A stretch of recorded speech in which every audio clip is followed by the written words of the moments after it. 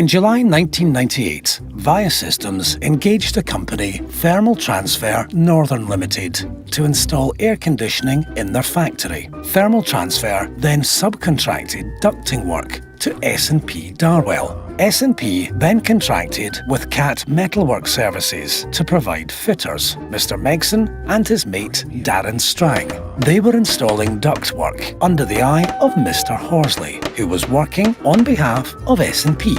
On the fateful day in question, the men were working in a roof space. Megson needed some fittings and sent Strang to get them. Strang was away for a few minutes. Horsley continued helping Megson with the ducting. Horsley naturally expected Strang to return by a sensible route, but no.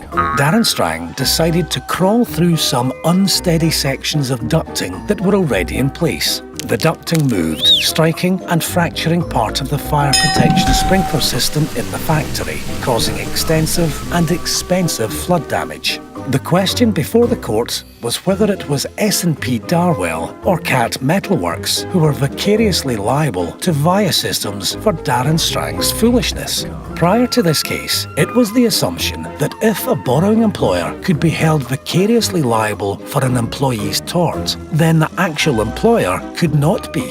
But could it be the case that both of our defendants are held vicariously liable for Darren Strang's negligence? The Court of Appeal decided that they both can. Lord Justice May in the Court of Appeal took the view that the test for employment hinged on the capacity to control. He argued that Mr. Megson was the fitter in charge of Strang and Mr. Horsley was the foreman on the spot. So they were both entitled and obliged to control Strang's work, including his negligent actions. Viasystems shows us that dual vicarious liability is allowed. Both an actual employer and a borrowing employer can be held liable for a borrowed employee's tort.